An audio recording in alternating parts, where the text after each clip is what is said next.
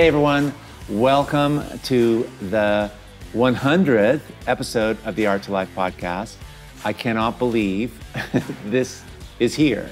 It's been a little over 2 years to when I started this thing, and I actually didn't know what it was going to be about, and now I kind of do. And what it has emerged to be has a lot to do with finding your way as you go.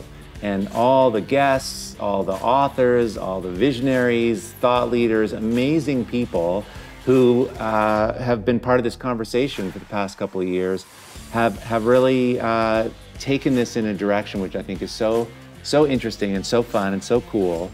And I'm just really honored and excited to gotten this far. And the biggest part of it has been you guys, and the fact that you've been there and interested and commenting has been really sustaining for me. And so I just, a lot of gratitude today for everyone. This whole process of making something collectively, it's just one of the most important things in my life right now that I've been making. So with that, we have a special episode today, and we've been looking back at episodes. There's been so many amazing guests and such incredible content, and so we've pulled just a tiny sampling of voices from the past couple of years to highlight again. It's impossible to choose, so if you're not included in this, it's just because we have so many. I had like 80 little things to look at, and we've got like 10.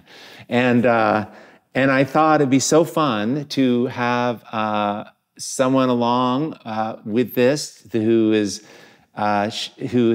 been a really good friend of mine. His name's James Higgins. So James, thanks for being here. Pleasure. James is an incredible yoga teacher, spiritual guide for so many people. He's an artist, visionary, traveler, journeyer. And he said, when we were talking about it, he said, mostly a work in progress. So I especially love that. Anyway, thank you so much for being here. Yeah, awesome to be here. Thanks for having me. Yeah, and what I love about James and our conversations that we've had going over the years is that there's the 50,000-foot view always about like, well, what is actually happening? What's the bigger view? Where are we going? Where have we been? And I thought that this is so perfect for today, because it's really great to celebrate what we've done and where we've been, but it's also, there's some clues here about where we're going next, and that's what this episode's about. So I thought we would start as some prompts. This is all about journey. That's what the podcast has been about. It's about becoming more authentic, figuring out yourself using art. That's what we're doing at Art to Life. And so I'm going to start with some of the voices, and we're going to just riff off of that, figure this out as we go, so to speak. One of the first people that said yes to this podcast before I even had done it, I said, I have this idea for a podcast. Would you like to be on it? And the artist and writer, Austin Kleon, said yes. And it was really important to me valuable because the fact that he said yes meant that there must be something to this. And he knew my work, and we'd gone back and forth a little. But anyway, so I thought I'd play a little excerpt from our conversation as a starting point. So this is from episode number 3. You can go back and listen to the full episode. It was called Live Like an Artist. You know, I think art comes from a place of not knowing. People think like, oh, well, you must have all these ideas and you're certain. And then once you have a good idea, you like sit down and write, right? No, it's the opposite. I have something that I'm deeply troubled by, or I'm deeply curious about, or I don't understand. And that's the thing I need to write about. And in the course of writing about it, I slowly start to process it, if not understand it.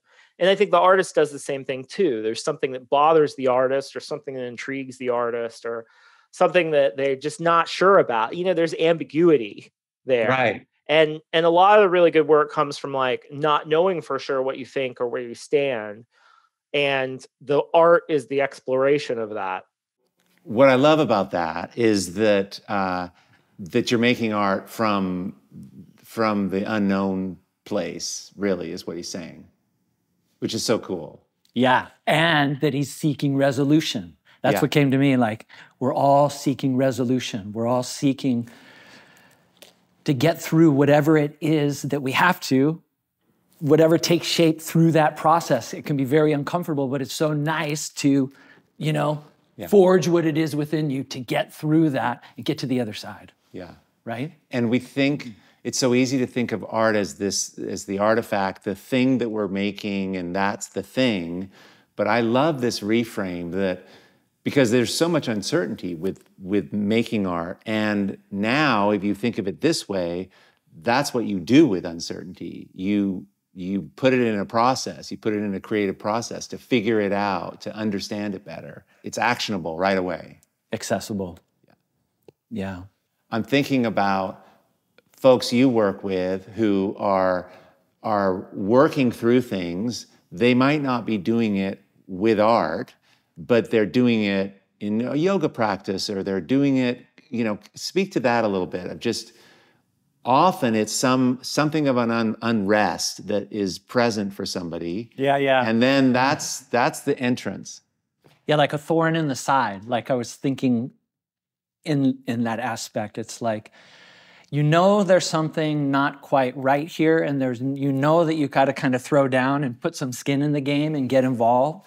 And it's a process and it's a struggle. It seems to me like what he was saying is he's embracing the struggle, the uncertainty, the unknown, the discomfort.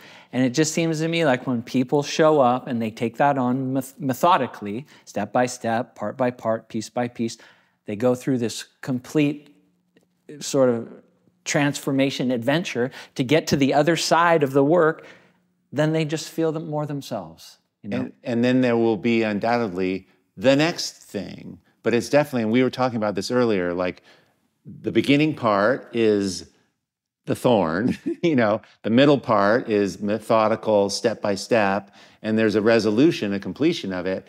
Then there's the new series, or then there's the new awakening, or then there's the new feeling at rest with yourself, more deeply, more connected, more free. Absolutely. Or the beginning could be really exciting and really, really like abundant, like, oh my God, this is a new beginning. This is a whole new adventure. This is a whole new day. Yeah. Then you go through a period of the middle where you're sort of sustaining and maintaining and enjoying. Then you're going through the struggle, inevitable. It's going to come, right? It's going to come. I don't know, maybe sometimes you get a free pass, maybe sometimes, but I always find in my creative process, there's always a moment there where I'm gonna get really sort of out of my league or where I don't have control. And something's transpiring in that place of discomfort that if you stick with it, you stay with it, you come to the other side with that resolution and more holistic sense of self. Yeah.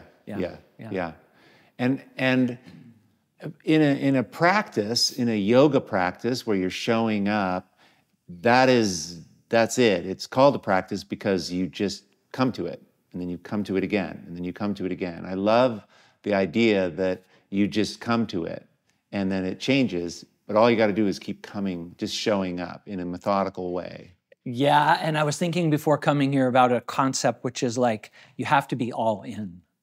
That was one thing that I thought of. It was like, for you as an artist, like at some point in your life, you were like, I'm all in. You were all in, all the way, no doubts, all in. That's the same thing with me with the yoga path. I went all in, and with that comes a lot of, you meet yourself deeply, deeply. And whatever is stirring within you that is like unorganized or something like that, it's going to show up. Yes. And you stay on the path, and you're all in. And you do it because you love it. In a sense, you love yourself. In a holistic sense, you're showing up in this endeavor with all of who you are because something in you just knows and believes in it. Like that was for me, for my path, I was just like, nothing else makes sense in this world except for being on this path. So I didn't really have a choice. Do you ever feel that way? Do you feel that way? Yeah. And it's interesting because for me as a painter, I run into those places where I haven't been all in. But as a yogi in certain other areas of my life or as a meditation practice, like I'm all in. but that's maybe for you similar on a yoga path or whatever, right? You meet yourself in a different domain. And, I think for me, the limitations that I have as an artist, it's like, I want to accept those, right? Because maybe there's a perception that, it's interesting. Yeah. There's a perception that's off. We can beat ourselves up because we're not all in all the aspects. But being all in is gnarly because, I think of it as like a relationship, I'm there 100%. Yeah. And in that, the intimacy is deeper, the vulnerability is deeper, the learning's deeper, or you can skim it and it's not as gratifying, but yeah, right. This is the same. It's the same. And it's gnarly to say, I'm going to do this I'm really going to do this now. And you don't have to say forever, but this is what I'm doing really now. Because if you don't get it, it's what you put it all on. But that's how you get the thing. Yeah, and there's all these distractions that might keep you from being all in. There's all these distractions, I would say, and there's nothing more rewarding than being all in because it actually simplifies things, does it not? It simplifies everything. It's like, I'm all in here. I don't know. It's powerful. It's really powerful. It's powerful. It's really powerful. And so I'm looking over here at the screen. We have this episode. This was an episode we did, number 13, with an artist that I've worked with. And she just hit her stride. And that's why we ended up doing the podcast together. She was really lost and struggling. And then she just got going, and she had a major breakthrough. And it was from this idea of deepening she went for it. She's all in. And so this is from episode 13, Marjorie Thompson, How Breakthroughs Occur. Following the threads of what excites you. I used to paint portraits of local birds, and it was just, I couldn't paint another one. It was just like, there's something missing for me. I just have got to find a way to express the things that I love that are just so in me, that just had this urge to come out recently. And so I'm just excited. I never thought I'd be a landscape painter, but I'm going with it. And I love it. I'm enjoying it. I love sharing what I feel when I'm out there. There's an example of someone who obviously came to conclusion and an ending and is beginning something else. Yeah. Right? Yeah. So I love this. How do you decide? That is a big question that I hear a lot from people. Okay, I'll go all in, but how do I know? I love this, I love that, I love this. And it's like, how do we know? And I don't think it comes in a bolt of lightning, but I do think it comes, as Marjorie's saying, from just paying attention to what is yeses for you, what lights you up. Yeah. You got to take the time. You got to take the time. You got to take the time to be with yourself in that domain of self-reflection until something starts sticking and feeling good. And we talked about this a little bit earlier, like, within you, there's something that you pay attention to on a subtle level that's validating you. It's like, is this me? Is this me or not me? Who cares what anyone else thinks or feels? It's like, does this land inside of me where it's not about anything other than me engaged in a way that you're being validated just from your own presence? I don't know. Yeah, it's speaking to you in a way, and you're really good at this, I think, where you will say, "Oh, I'm going to go do these things." Well, like you're going to do this workshop in Ireland, and then you're taking a month, and you're going to be in Italy, and there's nothing scheduled. It's like that. Having space to think is how you figure this out. Oh my God. Yeah, completely. there's so many distractions this day. I actually was thinking about this as well. It's just like, there's so many opportunities, but there's so many distractions. There's so much amazing information. Like, we used to have to dig for it and search for it and like find it. And now it's just, everyone's an expert. And when good information comes out, everybody borrows on it. And it's just in the consciousness. It's there for everyone's taking. But at the same time, it's like, where do I fit into all this? And, you know, thank God for me, at least, and maybe you in your creative process, it's like anytime that I'm getting out of all of this and getting away and being in nature or traveling, being in Greece for me, it's just like there are no disturbances, there are no distractions. What's really, really, really true for me. And in a contemplative practice, you do have time for that, getting out of the bombardment, so to speak, and the addiction, the dopamine addiction to all of this information. It's crazy. Yeah. No, it's so important. And I notice that when I'm slowed down, when I'm able to, and the art making actually does this for me. When I'm making art actually is when I'm receptive. You know, I used to think, I just don't have as much free time as I'd like, but it comes in the form of while I'm making the art. I'm available. Yeah. Like I'm open, I'm trying to be available. That's all I'm gonna take this next 2 hours and just be receptive. Yes, incredible. There it is. And I remember a long time ago when we spoke, I'm like, this is your practice. This is where you are in that timeless dimension.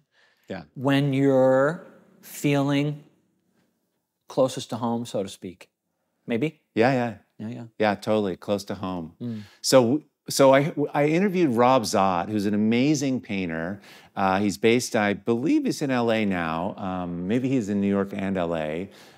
It was episode number 14, and we called it How I Do This. And he's an amazing artist and just veteran and has such a great attitude. And he's just got some great ideas around momentum and staying in it.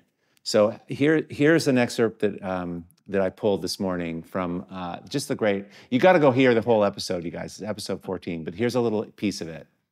You know, I had a tremendous amount of doubt over the last 20 years, but nothing has made me more excited than painting. Nothing has made me more depressed than painting, right? There's nothing that has torn my life to shreds as much as painting has. There's nothing that's put me together nearly as completely as painting. And so I know that I made the right decision for myself, and all the sacrifice and hard work, and it's, you know, it doesn't really mean much of anything. You know, it doesn't mean anything because like you're in it, and it's I mean, you can probably tell. Like I get a little goofy when I talk about it because I'm still so excited about it. Like I'm like a kid. Yeah, really, no. honestly. So good. Right? So good. This gentleman is all in. He is all in. He is all in, and I love that it tears you up. It just shreds you, reduces you. Oh my God. Humiliates you. Oh my God. Humbles you. Oh my God. It's brutal. I mean, the art process is brutal. It's not for the faint of heart, is it? Like you got to grind. I mean, just what he's saying tears you apart. It's like, for me, like I'll get to a point where the inner critic is so strong. Maybe this is a good thing. We got to bring all this out, like, because a false narrative. But the inner critic is so strong. It's just like I can't even deal with this. Like I can't even deal with this onslaught of energy or negativity or darkness or like struggle or I'm not enough. I'm not good enough. I'm da-da-da-da-da-da-da-da. This guy is doing the dance. But how do you, for you, when you get that, how do you, I mean, you almost can't, it's almost like you can be, once you get aware of it, okay, there it is, it's doing that thing again. Sure. Do you just you just know it's going to pass, or how do you start re-entering? That's a good question. Because you don't want to hang out too long there. No. And the ship can go down really quick. So what I usually do is like, okay, I'm aware of it. It's coming up. I'm obviously meeting these thresholds. Where's my level of ability to not go down? I think they call that titration.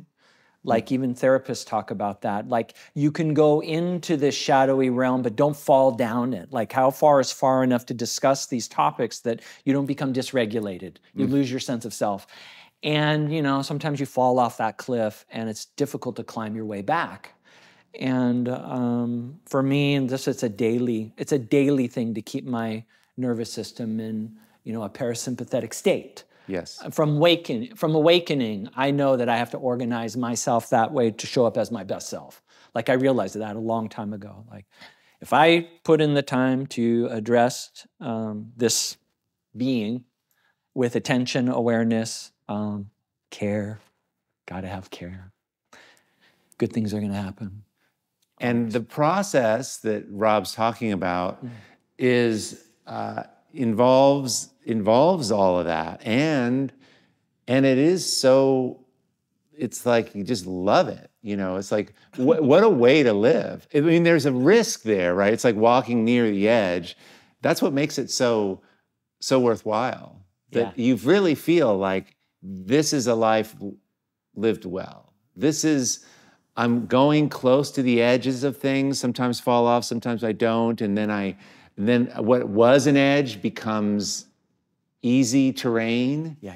When you look back, what I was scared of 5 years ago, it's not even an issue anymore. Right. It's so great to have not have the boundaries get to move. And I love things like that. I love that we get to transform and grow and change. And I, in his voice, it's like, and I just get so excited. I can't think about it. Guys, that's artists. Those are creative. Those are my people. I so relate to that. That's beautiful. Yeah. Yeah. He's putting it all on the line and he's going through the battle. And it's just cool that, all of us are doing that individually. Everyone's doing that on some level. Yes. Right? And a lot of people are going down. A lot of people are sustaining. A lot of people are in the game. Do you know what I mean? It's all of it, isn't it? Yeah. It's all of it. And that we're all doing it in a way in front of each other. There's a little excerpt coming up that we'll get into this. But I'm looking up the screen here, and this is something I said, and hopefully it relates to what we're talking about. But it was in episode 34, and it was around style. And style, finding your style is a thing that, you get a lot of questions around. And I talk a lot about this because, I really teach and know that everyone's already got their style. But anyway, that's not for today, but have a listen to this and we'll take it in. You have this in you already, this tug to make things, to progress. I believe that this innate desire is in everybody. It's really what your innermost part is wanting for you, your soul. There's a desire, I think a universal desire to evolve, to become more and more yourself. That's how I think about everything. And it was what you were saying. How can I be more myself? How can I show up? I know to do these things. I mean, that's the idea that we're trying to feel more free. Totally. I was thinking about there's all levels of that too. There's subtleties of style. For my mind went to surfing, or maybe some people are dancers or painters, right? You have this, you have gradient levels of subtleties that are being drawn out of the person, that the person, when you're in the creative process, you're loving those little struggles and growth. Been surfing a long time, by no means any level of professional, but my technique improves. And you watch guys and people are like, oh, he's surfing, but no, there's all gradients and levels of it. And you see, I was watching the way this guy held his arm.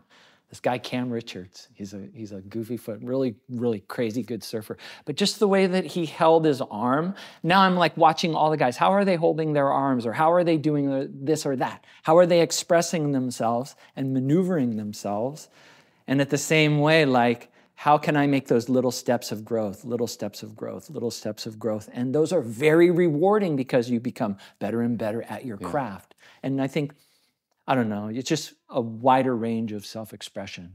I notice this thing in my own painting where if I start getting boxed in or something's not working, I get impatient and kind of, I hate it so much, and it's like I have a little temper tantrum, but I will put everything on the line. Like I will do something really radical, drastic. I'll change it up. Like I don't want to be held hostage. I hate the feeling of that I'm scared, I'm getting in my own way, and I'm working around the edges because I'm trying to preserve something. I abide that. I don't like that, and so I quickly now wreck it. And that's like a style. That's part of what's happening in my work when there's areas where I just threw paint on it because I couldn't figure it out. And then there's some energy there. And that's, it's sort of like how you hold your hand, or it's just this little thing that happens to me that I notice now. And I notice it when I'm demonstrating in workshops because you're trying to show people things and you want it to be exciting. So there's more investment and there's ego, and I'm the teacher, so this better turn out and all that. But then it's like, stop it. Do something, go for it, or whatever, So that's just how I'm very impatient, which is in this case a benefit, I think. I'm like, I don't want to do that. I've already done so much of that. I don't want to do any more of that. You know when the end is. Yeah. Right? Is that what you're saying? Well, I know how to shift the energy from a thing that is being self-conscious to being out of control, to letting go, to truly let go of something and stop being a teacher. Shut up. Risk it. Show up as yourself. Be a little scared. Wow. And those are like micro little adjustments that I notice in my art now. I used to run behind this guy. He's passed now. He was I remember he was 50 years old and I was 30 or something. And his name was Steve Lyons, and he's a good friend and an amazing athlete, an age-ranked runner, incredible. And I used to do these long runs, and I would run, and he would always pick it up at the end of these. It was a 13-mile run that we did on the weekends, and it was always a slog at the end. And this guy would just start picking it up, and he was 50, and I was like 30. And I would just I'm going to follow this guy. And he did this thing with his hand. He kind of his arms were super relaxed, but his right hand did this little thing like that. And I used to just watch that, and he was so relaxed, and I'm just sweating it, And, wow. And he could always, he was just so strong, and he would just hold this pace, and I'm just hanging on. And he just had this super relaxed cadence, but it was his style, Amazing. And I used to say to people, it's like, wow, I can't believe you go out and run. I'm like, you can't believe there's this 50-year-old guy. I cannot catch him. He is so amazing. That's awesome. But I always think of style as just this little hand motion, It's so important. Yeah. People have to develop and have their own style. Yeah. I don't know, some people try to emulate other style. I think you got to find your own. Yeah. You got to find your own. It just comes from the way you repetitions. are. Yeah, and the way, and it just emerges. It's just how you approach it, what you choose, and all the things that light you up. It just develops, Knowing you for so long, it's funny, even just watching how your art, how it went from, when I even look at older stuff, the level of subtleties that started to come through, the sophistication just from reps, right? Being showing up and getting it done. Yeah, and a certain increase of recklessness. When we just did this thing where we were showing it was for the Academy, and we were talking about our art, which is Art to Life's membership. For those of you who are not in it, but it's a membership in Art to Life where we have a lot of artists in there, and we were doing this presentation, and we were talking about style, like your visual style. And I went back and looked at all my art, and it was really because I started with nature and birds and things, and then I added things. And you remember all that, right? But it was definitely much more controlled, and shapes and clean edges, and it was really just me, how I was. And then so your style changes, and mine has become more reckless and freer. So it's not like it's just your process and a snapshot of what it looks like today, because it's always moving. So this next voice is from Jerry Saltz, who's a New York Times critic for the magazine, New Yorker magazine. Amazing guy, and it was a real privilege to interview him. He's got a bazillion followers, and I thought we would just play a little excerpt because he brings up some great ideas here. And this is, by the way, this is episode 54, so go check that out. It's called "Don't Be a Baby and Keep Making Your Art." So forget art form. Doom scroll Instagram. It's fun.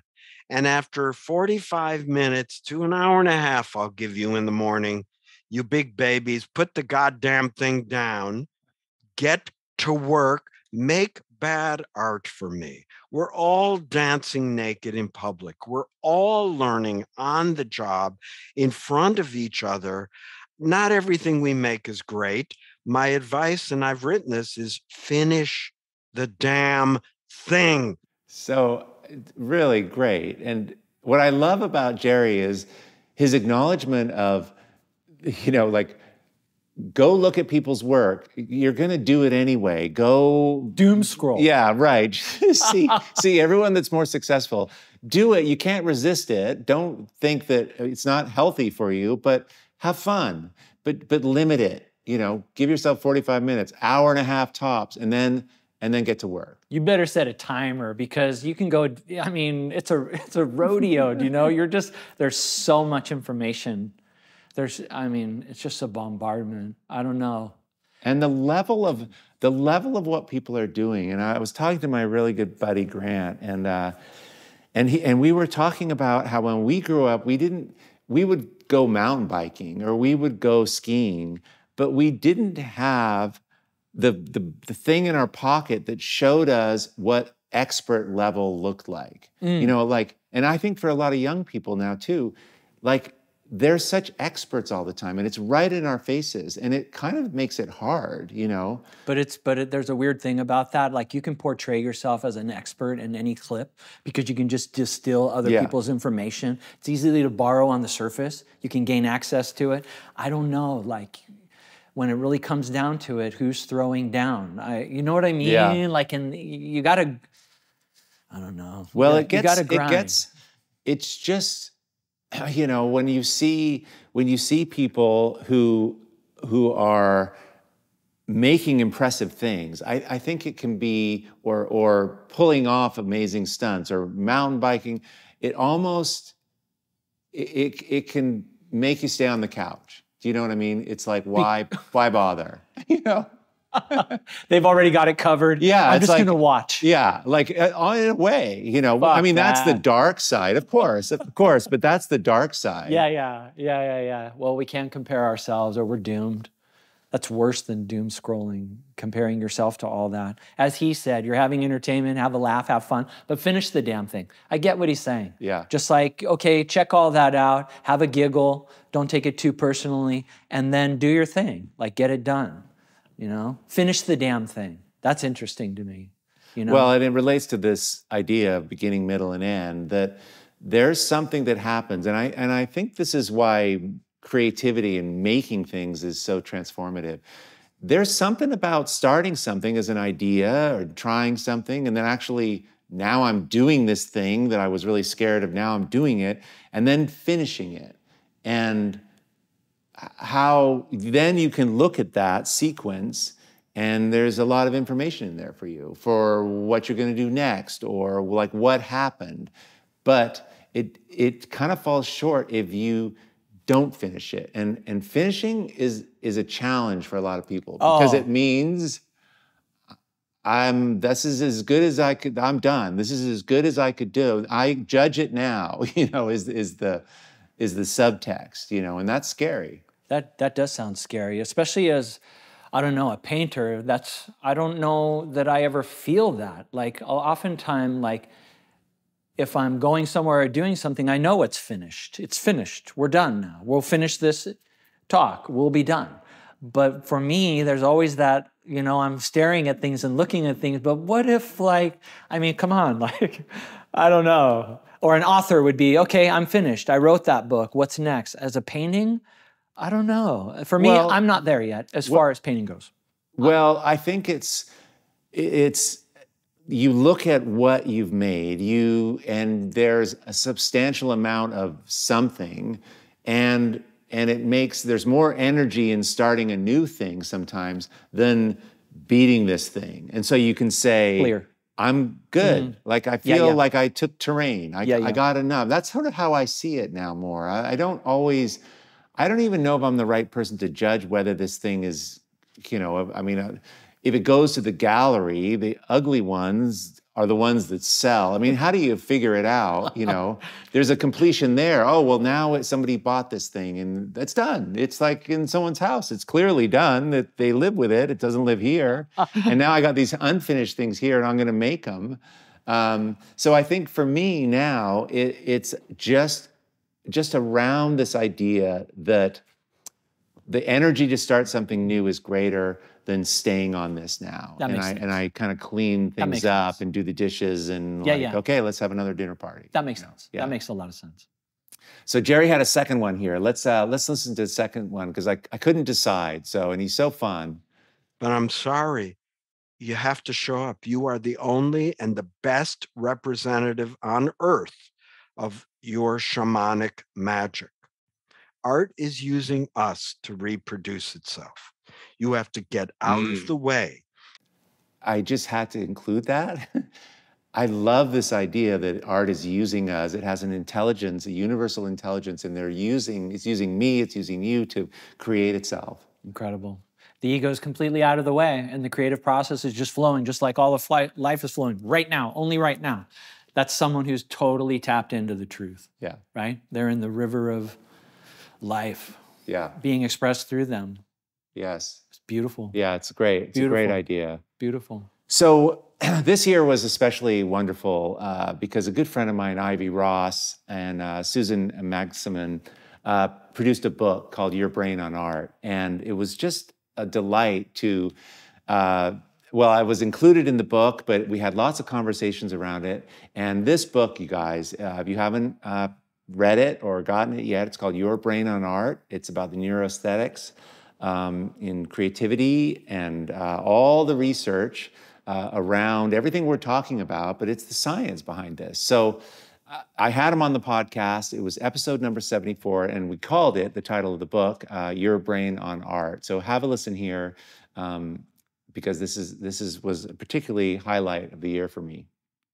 From a science point of view, we're just catching up to you, right? The artists have always been there first. You've always understood this intuitively. So what science is giving you just another way of knowing what you already knew that might be able to be used in service of humanity.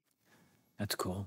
Yeah, so what the idea here that she's talking about, and it's what we've been talking about all day, is just that we are, and this is how Ivy Ross was describing it, we think we are thinking beings who sometimes feel things, but actually we're mostly feeling beings who think, and that most of our awareness is subconscious. Most of the things directing us are under the surface. And that we use our brain and our conscious, that's like 5%.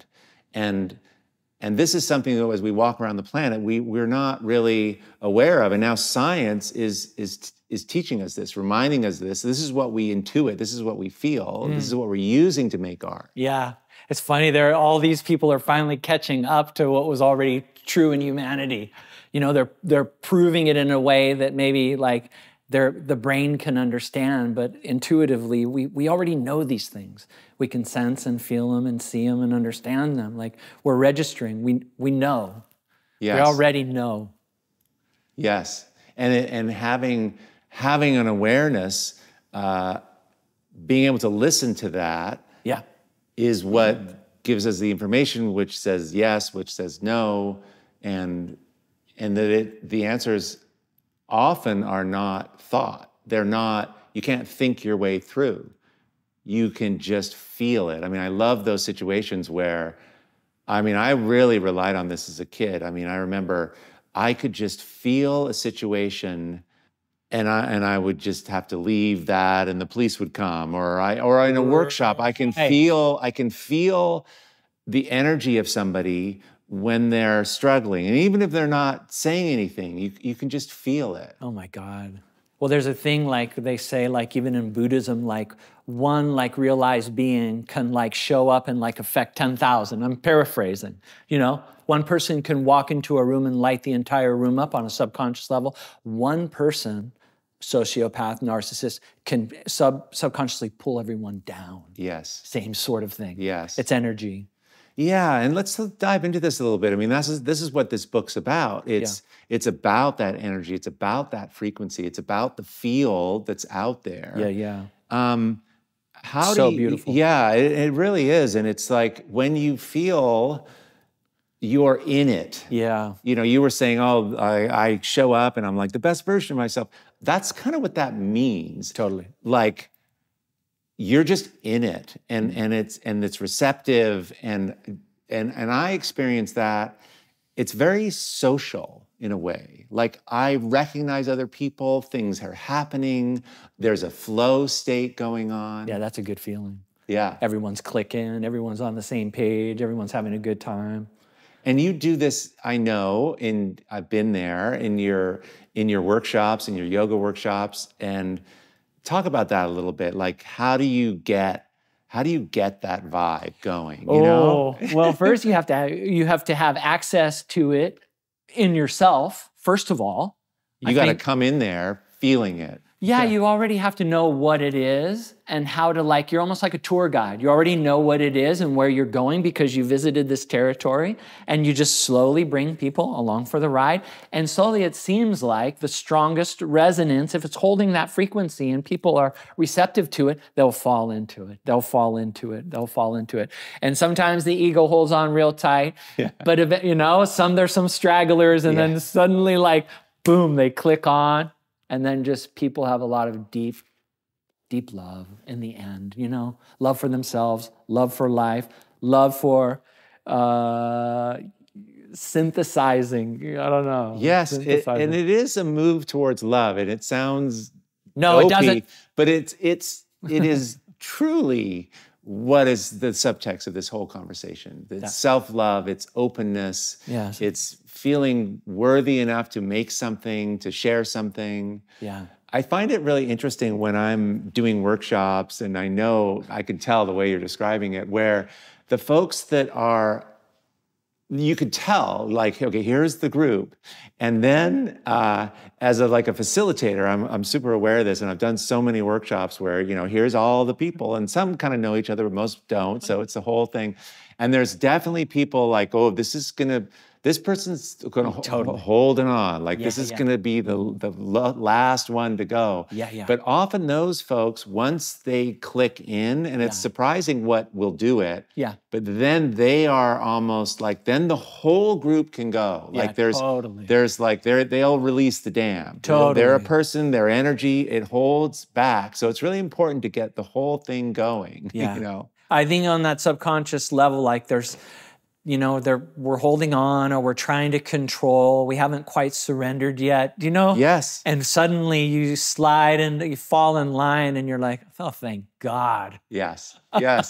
they went. And it's a great how it It can is. happen. And there's usually a breakdown often. Yeah. I'm sure you experience Sure, this where, totally. the heart expresses in tears. It's a vulnerability. It's an openness. Yeah. That's always a good sign. Yeah. Like there was on my recent retreat, there was 2 people that were struggling, guy and a girl, separately completely. But they go through their own dark night, whatever it is, and they come out to the other side and they're a better person for it. But they've got to go through that, I guess, creative process. Yes. Whatever it is that's holding them back or keeping them stuck, it's the thorn in their side. It's going to get pulled out. Yes. Yeah. So good. And then you see the love and the vulnerability and the openness and the cohesion and even the personality comes out, Yeah, you get to experience actually who they are. Right. And when other people experience that, they reflect back, which is so powerful in a group setting. When you are reflected through other people, who you truly are, and you break down and you share it or people see it and then they reflect what they're experiencing, oh my God, the shifts that are possible because you actually are okay. Yeah. Everyone is totally. It's More goes than back okay. to the love. Yeah, absolutely. Totally. Yeah. And everyone's elevated. Yes. It's a great experience. Yeah. Yes. So Beautiful. good. Well done. Okay, so let's dive into this. This is an episode with an artist, Brandy Stanley. The episode was called Becoming More Alive. It's episode number 36 if you want to check it out. Nature works in a gift economy, basically. And if humans can fall more in line with that, and which basically just means being the highest self that you are, being the thing that makes you come most alive, then I think that's where we start to actually experience things like synchronicity, where you go, I didn't even try for this and something showed up to me. That's wild. So I remember now while I grabbed this, I thought it was so good. Insane, that nature works in a gift economy, but ridiculous. The reciprocal serendipity magic. It's the icing on the cake. It's the tailwind you get for the effort. Bullseye. Absolutely. I love thinking of this process as reciprocal, as something, as a tide going out, a tide going in, as a call and a response. And sometimes I feel like I'm just by myself in my studio, but man, more often than not, I feel like the effort that I make, whether no one's there or not, it orientates me in a certain way that I've put something out. And then I notice when I'm painting a lot, when I'm in this, that I get more. Totally. I get more coming back. Totally. And it's not just like, oh, a person shows up. There's just. Totally. Every effort that you make consciously is paid back. That's funny that she puts it that way, because I've thought of that too. It's like, you're getting paid from the universe. You're getting paid from God. You're getting paid from life. You're getting, what did she say? Dividends? What did she say? Yeah, it was a gift economy. A gift economy. Yeah. 1,000%. So cool. Right, and it's non-material, but it's like from a soul level or a spiritual level, it's just like, I'm the luckiest person in the world. Yeah. Because I'm receiving the best of who I am from life. And there's nothing better than nature. And it comes only, and it comes only when you throw it down. When you throw down. Yeah. Okay, so I don't know, quick story. I was in Greece, and it's like, I knew that the moon was rising out of the sea, full moon to the east. So I looked at the topography of this small island. I'm like, okay, I'll take the scooter up there at midnight. I'll go up to this mountain. There was this building being built. It was just me. Pulled up onto this platform, concrete platform, and I just sat there and waited, just waited and waited and waited. Suddenly out of the east, here comes this orange orb coming up out of the sea, full Milky Way, everything, and just me, just sitting there on my own in the wind and walking along this platform and just instilling in my mind, why is this happening right now? Why is this happening right now? Well, I am so grateful that this is happening. This is like a peak experience just for me and my existence, being alone with the rising moon out of the sea, with a star-filled sky in the wind, with little goat bell in the distance. I was like, this is like as perfect as it gets for me, personally. Yeah. Incredible. Yeah, it's interesting when you're having these experiences, and you'll say to yourself like, oh yeah, this is, it's, this is one of them. Yeah. This is one of them. This is a moment. Yeah. Yeah. And you have to carve out time to try to create that space for yourself. Like, I've never done that. I've never like sat down and be like, what are the peak experiences of my existence? Have you done that? Yeah. I've had dreams, and I've had drug experiences where things were put into context. Absolutely. The memories. Beautiful. And, Yes. Totally. A lot of mine are around water, memories of water with people. Okay. Different experiences in water. Okay. Like, water is the thing for me where that's where I thrive. Awesome. And beautiful. But like how you set it up, you had to look at a calendar and like get on the scooter and drive up. You set it up. Something was pulling me in this direction. Something, you know what I mean? Yeah. It's subconscious. I think it's subconscious. There's something within everybody pulling them toward what's true, right? And hopefully we're not so distracted that we're missing out on that conversation. And you go in and out. I mean, I talk to people, other artists, just friends, and certainly I've experienced this where, and it's like, I'm just kind of treading water here, Like I'm not, there's nothing peak about this, but I can't do that right now. Right. You're in that middle zone. Yeah. Sustenance zone. Yeah. Right? Figuring it out, doing the refinement. Yeah. Because you can't just arrange it all, but it's that. Yeah. It's the repair. It's the doing the homework, that's what I feel like I'm in right now. It's like it's a time of change and moving things and challenges, and it's just, so I don't have a lot of like peak experiences, but it's because it's more internal and it's more right in front of me, and it's like in it. You're paving the road for whatever the next peak experience is. Yeah. Here's a clip. I forget what this is. This was episode 90 something. The episode was called Life to Art. And you can't figure it out, really. You can think a little bit about what you want to make, I guess, but the process of starting something and getting in motion is most of what creates the thing. It helps you make the decisions. It gives you solutions. It's just about getting in motion. The process of starting something, putting marks down, becomes the path to this. So I stuck this in here because it's ultimately it's the easy thing for me to remember. That's how I get out of the messy middle part. Like, I just start. You just start. I just get in motion. I just begin it. Mm-hmm. And it's so easy to forget that, because I have all these grand ideas of what something has to be, or I envision. I mean, it's like this podcast, for example. I was so intimidated to do this because I looked out in the world and it's like, what possibly could I contribute here? And I was so comparing, and it's got to be, wait till I am more articulate, and what do I know, and all the things. And then I remembered, it's like, no, I just have to start. I just have to start. And I remember when I started, I had been running outside, which was a peak experience. I mean, so peak experiences for me often involve moving through landscapes, certainly being in nature, and often running. And this was a run that I do with a bunch of guys. In the winter, the sun goes down early, and we have light, so it's dark.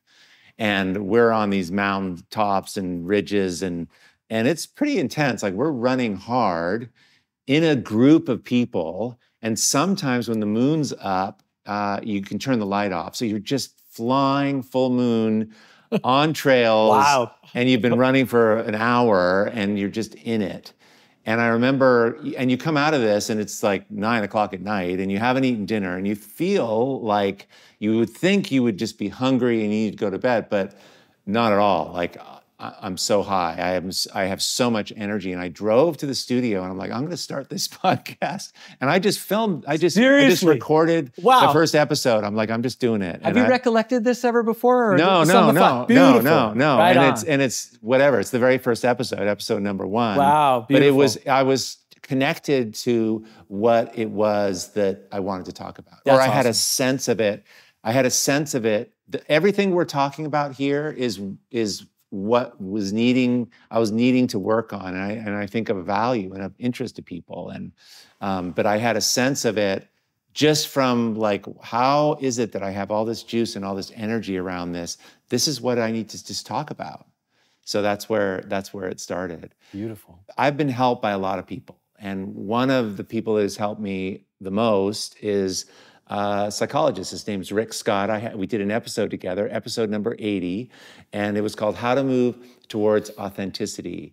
And this is his specialty, and it was just kind of a miracle that I got connected with him.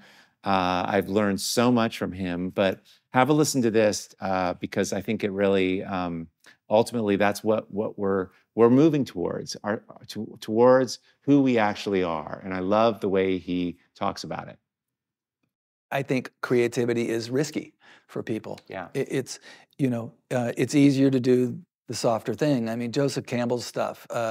He did that they did a documentary called Finding Joe, and it was a summary of Joseph Campbell's work, The Hero's Journey. And Joseph Campbell, and it says, look, the journey for every human is to live from your bliss. I think your bliss is your soul, your highest degree of creativity.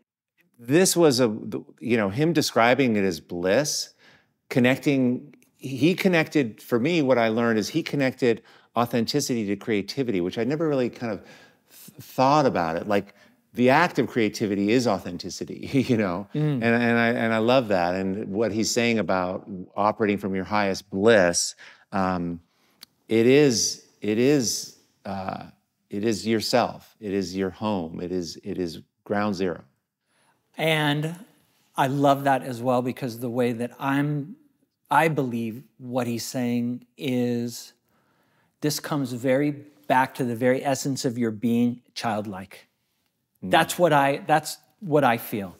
I saw this quote that from Picasso. It took me 4 years to paint like Raphael, but a lifetime to paint like a child. A lifetime to paint like a child. And I think people are most authentic when they're closer and closer and closer to their essence as vulnerable, innocent, kind, loving, curious, unconditioned, maybe from your culture or your family of origin. That essence of your being, it knows what time it is at all times, I feel. Yeah. And getting in touch with that is huge. Yes. I mean, there's a lot of great work out there now for people to keep identifying this part of them. And I just think this is the home run that everyone's looking for, because a lot of children, you're so porous and open.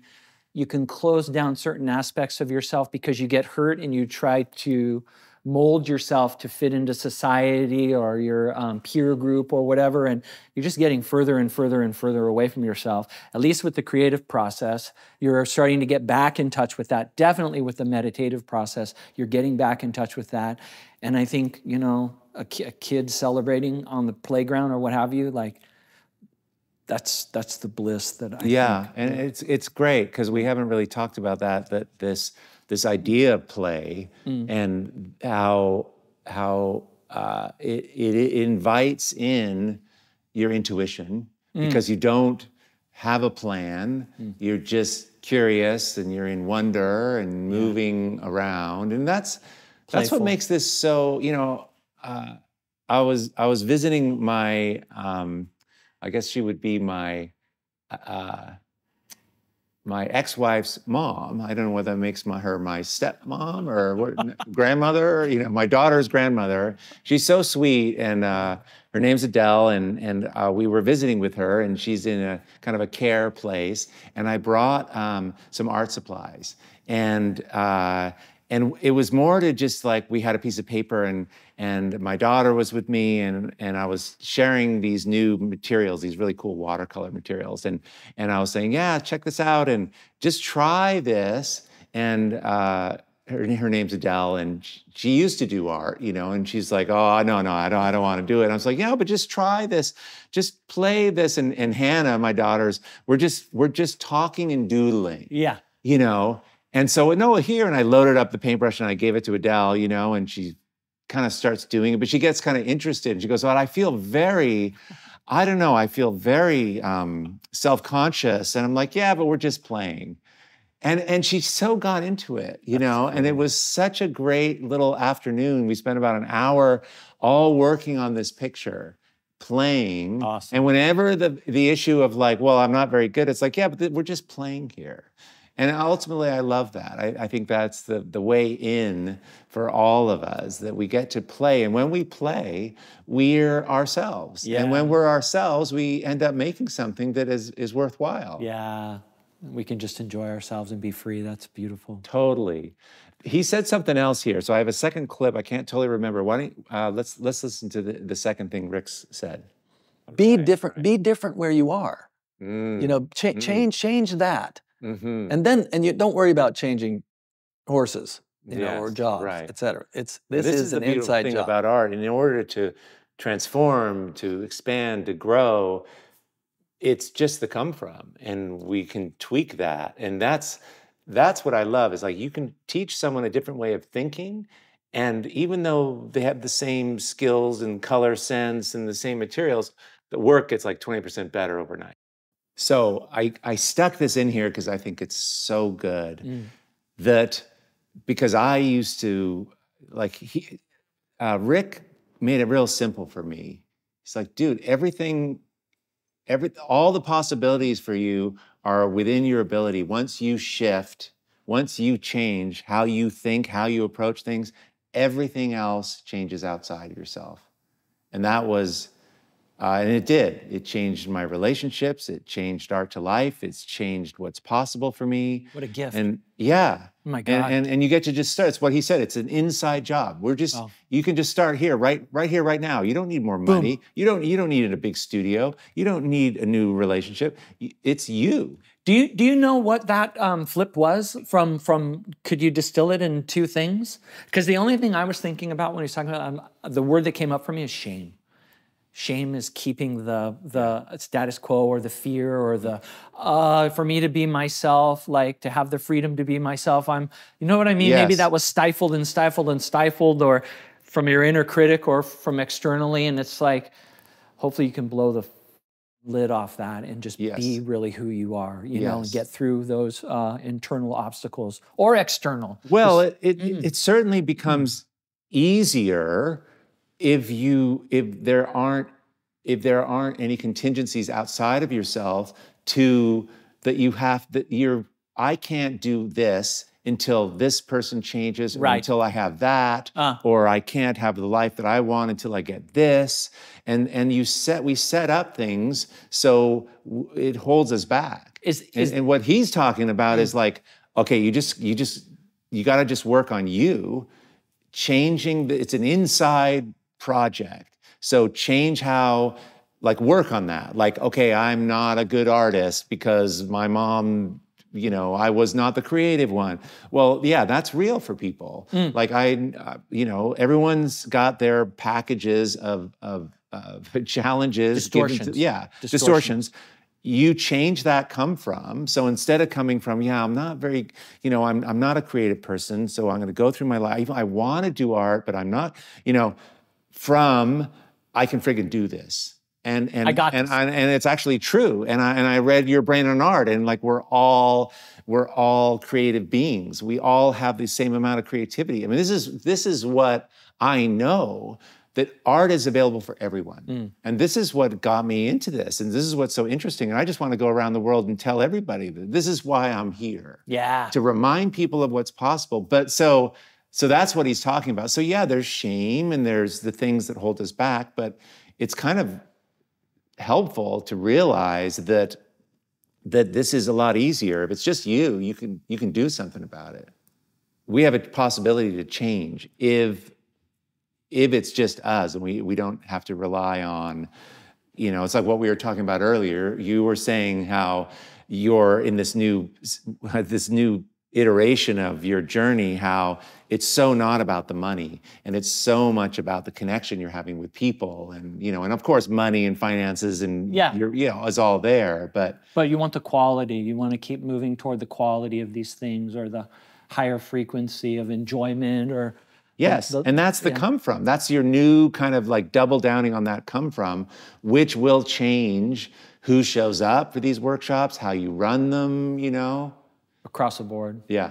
Yeah, and that's been a process over the last 4 years. Hopefully everyone's in this process of refining like what it is they want and what they're pulling in. I think we are in that this time. I do too. I think COVID totally gave us that time to reflect, kind of, and it was hard, and now we're all coming out and we're not going back. No, it's just like, who do I really want to be here, and who was I being for various reasons? Who am I now? Who do I want to become? That's huge. And there's all this AI, and now there's fake people and all the information and all the wisdom, and it's all that.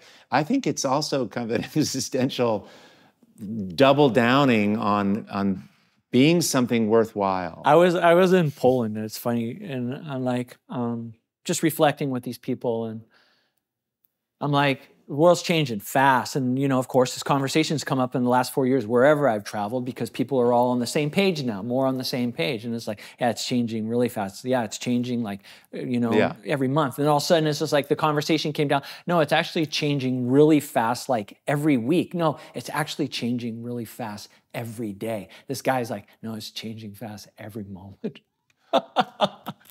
And it's so true. With this AI thing, it's in the air. Everybody feels it.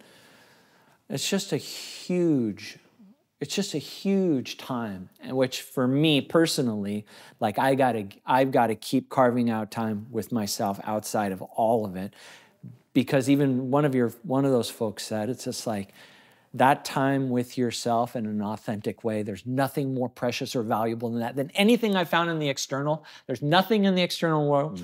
Sure, it's great. It's awesome. It comes. Yeah, it's to celebrate. It passes. But there's something permanent within us that like we got to just anchor and have a home in. And just on my path, it's like, I want more of that. Yes, that's beautiful. I think I've actually got a prize to give away here. Many of you were asked to leave a comment. We have on the podcast on arttolife.com, if you go to podcasts, there's a little yellow bar on the far right side that says leave a comment or ask a question. And we invite you guys to do that. And many of you highlighted different parts of episodes that was really helpful. And so I thought I would choose one of them, and we have a really cool prize. It was just sort of a random hat, so a random choice here. Oh, cool. AJ's got to slide this on over. Okay, so thank you so much for all these comments, you guys. And as an ongoing basis, thank you for that. I know I asked you, like, what's your favorite podcast episode and all that, but in general, the questions and comments that come in, and sometimes I'll just take a whole episode and answer them, but it's really great to hear from you. So thank you for that. And for all the reviews you've left as well. So I'm going to choose somebody's name here, and they are going to get,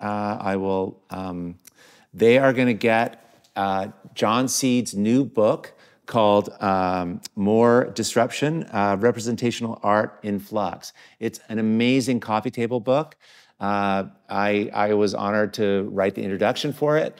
But it's so great. This is a beautiful book. The first one was amazing, but the second one is even better. So, okay, the winner is Amber. So appreciated your episode. Your art is made yours by one thing. You did this one back, I think it was June 2nd, it's saying 2019. I think I've always wanted to get inspired and replicate things from what I'm looking at onto the canvas. And as a psychologist, I also really appreciated how you talk about the importance of filtering what we see through us and grabbing what we love from that and conveying that however we'd like. So having that freedom, that artistic license to go for it and know that that's what makes it unique and special is really freeing and really encouraging and really inspiring. So that episode's really stuck with me. So it's been wonderful just moving out in the world, going down to Sausalito, West Marin, seeing all the beautiful spaces and light and colors, and coming back and just trying to convey a little bit of what moved me onto the canvas, because it is filtered through each of us and each of us are quite unique. And so that's what makes things special and engaging. Great comment there. I super appreciate it. And we have your info already because you recorded it, and we'll reach out to you through that SpeakPipe utility app. We'll reach out to you and get your address, and we'll send this book along. So in closing, you guys, I want to just wrap this with a friend of mine, Susie Moore, who's actually, she's like an expert on confidence. She coaches people, she teaches people how to get in the press and just to like step forward. She's wonderful. And anyway, this episode was episode 72, and it was all about how to create confidence. Wow. So have a listen. Show me a straight river. Like in nature, like where is there ever not a meandering path or something that is kind of unexpected? Like, why would we expect our lives to just be this upward, always constant, always straightforward and easy line? Like that's not how it works. And when we can dance with it a bit, be a bit more lighthearted about it, maintain positive expectation, look to our past for proof. Like we all have a history with the universe, right? Good things have happened to us, all of us. That's cool. So beautiful, right? And I think this is such a great way to kind of wrap this, that it's not a straight line. It's wonderfully crooked and meandering, and that you can be confident in.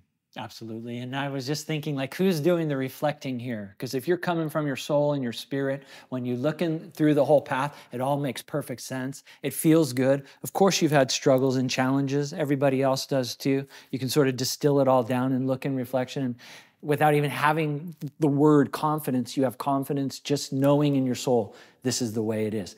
However, if the person looking in the rearview mirror is the wounded one or the distorted one, that gets a little bit, my voice even changes, like you're looking through a lens of wounding or pain that sometimes, maybe there's a little bit more, little deeper level of work that needs to be done to address that. And it's true. It's like, this is the work that gets flushed out. Beautiful. Yeah. Yeah, there was a vulnerability and the honesty, and it's just like, sometimes there could be false confidence. It's like we're all human. We all have these vulnerabilities. We all have insecurities. We all have fears. It's the other whole aspect of the past that we're working through.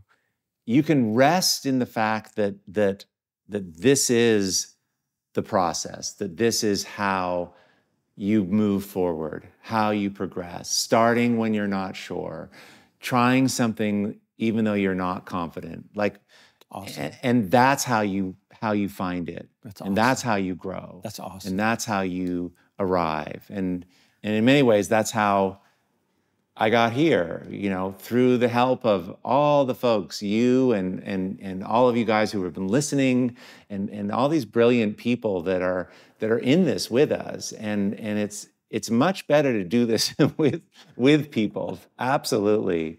Honest people. Honest people, yeah, willing to kind of like figure this out and understand what it is we're making and the challenges of it, and being honest about it. And so I'm really, I'm grateful that you guys are here and that you've joined us on this sort of landmark episode. I can't believe I did anything 100 times in a row. I didn't miss one.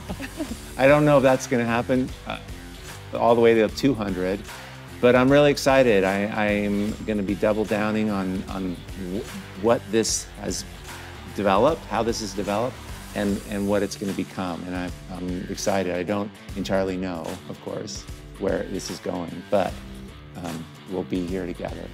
James, thanks so much for being here. I super appreciate it. It's an honor. Loved it. Thank you so much, Nick. Thanks, you guys. And I will see you next week on the podcast. I know this was kind of a long one, but let me know in the comments, actually this format, I've never done a podcast this long. I see podcasts out there and they're like 2 hours long. So let me know what you thought of this.